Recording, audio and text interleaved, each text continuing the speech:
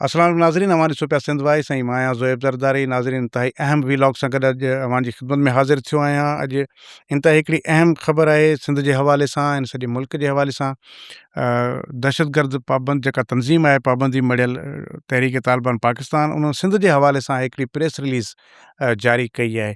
इहा press release 9 Muharram जे ॾींहं ते जारी कई वई आहे, 25 जून 2026। उन ते जेको आहे सो तारीख़ बि ॾिनल आहे, उन ते हवालो नंबर बि ही ॾिनल आहे। ऐं हीअ प्रेस रिलीज़ मोहम्मद खुरासानी जेको तर्जुमान आहे पाबंदी मड़ियल तहरीक तालिबान पाकिस्तान जो, उन तरफ़ां जारी कई वई आहे। उर्दू में प्रेस रिलीज़ आहे ऐं इन जो उनवान बि इहो रखियो आहे त सिंध में फ़ौजी भर्ती जे हवाले सां तहरीक तालिबान पाकिस्तान जो ऐलामियो, या मतिलबु आहे त प्रेस रिलीज़। त उन प्रेस रिलीज़ में इहो चयो वियो आहे त हिकु इश्तिहार जे ज़रिए इहो मालूम थियो आहे त जुलाई में सिंध जा जेके इलाइक़ा आहिनि, उमरकोट, मीरपुरख़ास ऐं थरपारकर, उतां intermediate, matric pass, middle pass, primary pass ऐं अणपढ़ियल नौजवाननि खे फ़ौज में भर्ती करण जो ऐलान कयो वियो आहे। ऐं अहिड़ियुनि हालतुनि में जेको आहे सो ख़ासि तौर ते जेके पुराणा फ़ौजी आहिनि या जिन जो पंजाब सां तालुक़ु आहे, उहे फ़ौजी जेके आहिनि से पंहिंजी पोस्टिंग हाणे क़बाइली इलाइक़नि में न पिया कराइणु चाहिनि, छाकाणि त उते हिननि जे तरफ़ां, दहशतगर्दनि जे तरफ़ां उते हमला थी रहिया आहिनि उन जे करे। ऐं उन इहो बि चयो आहे त सिंध जे अवाम खे उन्हनि चयो आहे त जेका पाबंदी मिलियल दहशतगर्द तनज़ीम आहे, त सिंधी नौजवान फ़ौज में भर्ती न थियनि, ऐं न त पोइ असां उन्हनि ते हमला कंदासीं। ऐं छाकाणि त हिते असांखे माना उते सिंध जे माण्हुनि खे या सिंध जे अवाम खे क़ुर्बानी जो ॿकरो ठाहिण जी कोशिशि कई पई वञे। ऐं हीअ चाहिनि था त सिंधी जेके आहिनि से नौजवान फ़ौज में भर्ती थियनि ऐं जीअं असां सां मुक़ाबिलो कनि। त हीअ मक़सदु इन सॼी प्रेस रिलीज़ जो आहे, छाकाणि त सॼी मुंहिंजे ख़्याल में तव्हां असांजी स्क्रीन ते बि हिनखे ॾिसी रहिया हूंदो, त हिन जो जेको मक़सदु आहे पाण उन ते ॻाल्हायूं त आख़िर ही जेका पाबंदी मड़ियल दहशतगर्द तनज़ीम आहे, हिन जो मक़सदु छा आहे, हिन प्रेस रिलीज़ ज़रिए छा चवणु ही चाहिनि था। त ही जेको आहे हिकु त छाकाणि त सिंध में काफ़ी वक़्त खां हाणे हालतूं जेके आहिनि से उहे बहितर थी चुकियूं आहिनि, पुरअमन आहिनि। ऐं असां वटि हाणे काफ़ी नौजवान जिते सिंध में मेरिट जी लताड़ थी रही आहे, मेरिट ते नौकरियूं नथियूं मिलनि, नौजवाननि जी उमिरि वञे थी पई वधंदी, ऐं उमिरि में बि काई ख़ासि रिआयत कोन्हे। वरी पोइ नौकरियूं जेके आहिनि, सरकारी नौकरियूं पैसनि ते मिलनि या वरी सिफ़ारिश ते मिलनि, त जिन माण्हुनि वटि न पैसो आहे न सिफ़ारिश आहे, त उहे वरी फ़ौज में भर्ती थियण जो विंद रुख़ कंदा आहिनि। ऐं फ़ौज में ज़ाहिर आहे न पैसे जी ज़रूरत पवे थी, न सिफ़ारिश जी ज़रूरत पवे थी, ऐं असांजा खोड़ सारा नौजवान जेके आहिनि उहे उन में भर्ती थियनि था। ऐं हिन वक़्तु सॼे मुल्क जे अंदरि पाकिस्तान जी जेके बि 3 हथियारबंद फ़ौजियूं आहिनि, उन्हनि में असांजे सिंधी नौजवाननि जो, सिंधी ऑफिसरन्स जो हिकिड़ो सुठो भलो हाणे तादाद थी चुको आहे। थोरो जो कुझु साल अॻु में इहो इन एतिरे वॾे अंग में न हुया, पर हाणे ॾींहों ॾींहुं जेको आहे उहो उते अंग वधी रहियो आहे।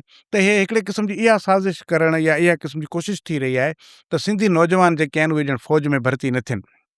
मां सम्झां थो त हिन लिहाज़ सां या इहो ॿुधाइण जी कोशिशि पई कई वञे त ॼण को सिंध को अलॻि माण्हू जेके आहिनि उहे सिंध जा अलॻि आहिनि, या सिंध में जेको आहे सो ॼण हिन मुल्क सां या हुन फ़ौज सां जो को तालुक़ु कोन्हे, इन क़िस्म जे जो तासुरु ॾियण जी हिन प्रेस रिलीज़ में कोशिशि कई वई आहे। पर जॾहिं त अहिड़े क़िस्म जो को माहौल कोन्हे को, फ़ौज में बि असांजा खोड़ सारा नौजवान आहिनि इन दहशतगर्दनि सां विढ़ंदे शहीद थिया आहिनि। मुंहिंजे ख़्याल में तक़रीबन सिंध जे हर ज़िले में त इन शहीदनि जो अंग ज़रूरु मौजूदु आहे। असांखे ख़ासि तौर ते मुख़्तलिफ़ रस्तनि सां जॾहिं पाण वेंदा आहियूं त उन्हनि शहीदनि जा बोर्ड पाण खे लॻल नज़र ईंदा आहिनि, उन्हनि जूं तस्वीरूं लॻल नज़र ईंदियूं आहिनि, जंहिंमां मां सम्झां थो त सिंध जे तक़रीबन हर ज़िले में असांजा फ़ौजी जवान इन्हनि दहशतगर्दनि सां विढ़ंदे शहीद थिया आहिनि। असांजे पुलिस जा जवान जेके आहिनि उहे शहीद थिया आहिनि। रेंजर्स जे अंदरि जेके असांजा जवान आहिनि उहे क़ुर्बानियूं ॾेई रहिया आहिनि। त हीअ इन क़िस्म जो हिकिड़े क़िस्म जी कोशिशि हिकिड़ी नाकाम कई वई आहे त का विथियूं वधायूं वञनि, ऐं पाकिस्तान जी फ़ौज जे विच में ऐं पाकिस्तानी नौजवाननि जे विच में, त जीअं हुननि जो हू भर्ती जी तरफ़ न वञनि। उमरकोट हुजे, मीरपुरख़ास हुजे, थरपारकर हुजे, या सॼी सिंध में जिथे जिथे बि भर्ती सेंटर आहिनि, जॾहिं जॾहिं भर्तियुनि जो ऐलान थींदो आहे त पाण असां ॾिसंदा आहियूं त सवें नौजवान जेके आहिनि उहे भर्ती थियण जे लाइ वञी उते बीहंदा आहिनि।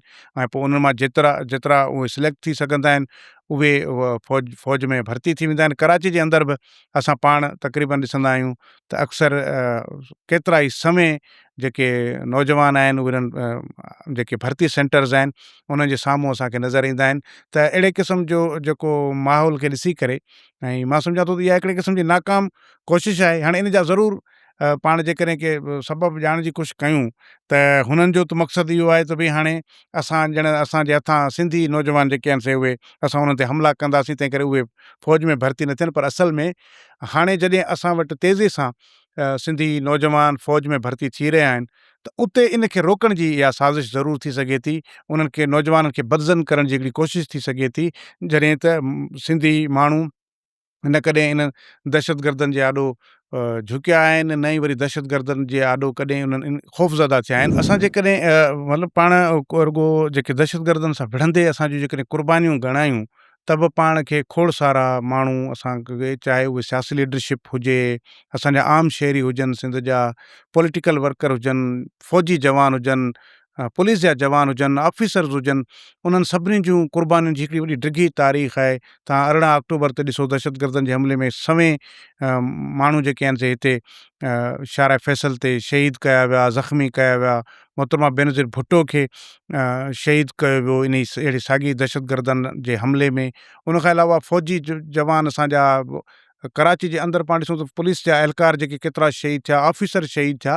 त मां सम्झां थो त जहिड़े नमूने सां सॼे मुल्क जे फ़ौजियुनि जंहिं बि इलाइक़े सां तालुक़ु रखंदड़ आहिनि उन्हनि क़ुर्बानियूं ॾिनियूं आहिनि, त उते सिंध जे जवाननि बि, सिंध जे ऑफिसरनि बि उन में ज़रूरु पंहिंजो उन में रत जो हिसो शामिलु कयो आहे। मुंहिंजे ख़्याल में हीअ हिकिड़ी नाकाम कोशिशि आहे ऐं शायदि इहो ख़ौफ़ बि आहे त सिंधी जेको नौजवान आहे उहो वधीक जज़्बे सां विढ़े थो। सिंध जो जेको नौजवान आहे, जेको जवान, उहो वधीक जोश ऐं हिमत सां दहशतगर्दनि सां विढ़े थो, छाकाणि त सिंध जे जेको मिज़ाज आहे, सिंध जी जेका मिटी आहे, उन में इंतिहा पसंदी या दहशतगर्दी जे लाइ का जाइ न आहे। तंहिंजे करे असां कंहिं बि सूरत में न कॾहिं इन क़िस्म जी इंतिहा पसंदी खे क़बूलु कयो आहे, न इन क़िस्म जी दहशतगर्दी खे क़बूलु कयो आहे, बल्कि असां उन इंतिहा पसंदी खे ऐं दहशतगर्दी खे सिंध जो दुश्मन सम्झूं था, सिंधियुनि जो दुश्मन सम्झूं था।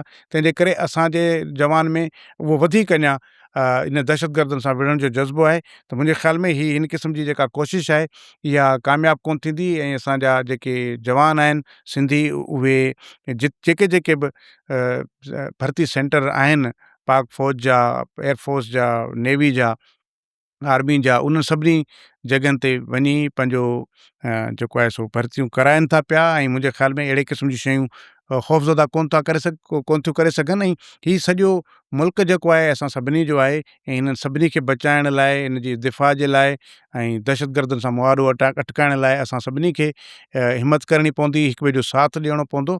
ऐं मुंहिंजे ख़्याल में जहिड़े नमूने सां पाण अॻु में जीअं ज़रूरु इहो हिकिड़ो ज़रूरु तासुरु मौजूदु हूंदो त सिंधी फ़ौज में तमामु घटि आहिनि, या जेके ऑफिसर्स आहिनि उहे हाणे फ़ौज में कोन्हनि, अॻु में इहो चयो वेंदो हो। पर हाणे जेकॾहिं पाण गुज़िरियल को 8-10 सालनि खां पाण ॾिसंदासीं त तमामु वॾी तादाद में जेके आहिनि से उहे सिंधी नौजवान न सिर्फ़ु फ़ौज में आहिनि, बल्कि हाणे चङी ख़ासी तादाद में ऑफिसर बि जेके आहिनि उहे वॾी वॾी रैंक्स ते पहुची चुका आहिनि। ऐं मुंहिंजे ख़्याल में मां हुनजा नाला खणणु हींअर मुनासिबु कोन्हे, पर तव्हांजे पंहिंजे इलाइक़े में, पाड़े में तव्हांखे ख़बर आहे त तव्हांजे इलाइक़े पाड़े में कहिड़ो पंहिंजो सिंधी ऑफिसर आहे जेको कैप्टन आहे, कहिड़ो आहे जेको मेजर कर्नल, ऐं उनखां मथे ब्रिगेडियर ताईं बि, अञा बि मथे मेजर जनरल ताईं पहुतल आहिनि, लेफ्टिनेंट जनरल ताईं बि सिंधी ऑफिसर पहुतल आहिनि।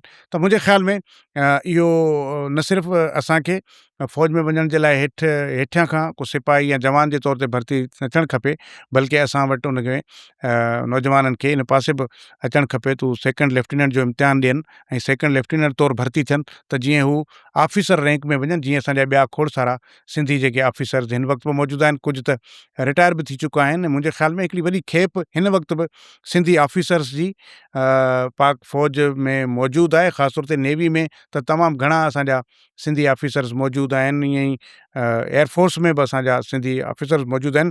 त मक़सदु इहो न आहे त ही फ़ौज छाकाणि त असां सभिनी जी आहे, तंहिंजे करे उन में जॾहिं बि भर्ती थिबो आहे या जॾहिं बि उन प्रोसेस जो हिसो थिबो आहे त हिकु पाकिस्तानी थी करे उनजो हिसो थिबो आहे, उन में को सूबे जी बुनियाद ते या कंहिं अहिड़ी शयुनि ते या ॿोली या कंहिं खिते जी बुनियाद ते शयूं कोन थींदियूं आहिनि। त ही हिकिड़ी क़िस्म जी इहा कोशिशि ज़रूरु थी रही आहे त जीअं फ़ौज जे विच में ऐं सिंधी माण्हुनि जे विच में के विछोटियूं पैदा कयूं वञनि, को फ़ासिलो पैदा कयो वञे। मुंहिंजे ख़्याल में अहिड़ियुनि प्रेस रिलीज़नि सां या अहिड़े क़िस्म जे हथकंडनि सां, अहिड़े क़िस्म जे साज़िशुनि सां इहे विथी जेका आहे सा कोन पैदा थींदी, ऐं नौजवान जेके आहिनि उहे वधि खां वधि इन फ़ौज में उन साॻिए जज़्बे सां भर्ती थींदा। ऐं मुंहिंजे ख़्याल में ही जेका सॼी प्रेस रिलीज़ आहे पाबंदी मढ़ियल दहशतगर्द तनज़ीम जी, इहा बौखलाहट ते ॿधल आहे। ऐं इन जो को बि जेको आहे सो उन्हनि जो जेको मक़सदु हासिलु करण जे लाइ हू जेका आहिनि कोशिशि करे रहिया आहिनि, उहे उन मक़सद में कामयाबु न थींदा। ऐं सिंध जो माण्हू ऐं ईअं ई पंहिंजे मुल्क सां गॾु बीठो आहे। सिंध जो माण्हू पंहिंजी फ़ौज सां गॾु बीठो आहे। सिंध जो माण्हू पंहिंजी फ़ौज सां शामिलु आहे। दहशतगर्दी जो शिकार बि सभ खां वधीक सिंध जो माण्हू थियो आहे। तंहिं करे सिंध जो माण्हू इन दहशतगर्दी जे ख़िलाफ़ु, इन इंतिहा पसंदी जे ख़िलाफ़ु कल्ह बि बीठो, अॼु बि बीठो आहे ऐं अॻिते बि बीठो रहंदो। अला भाई।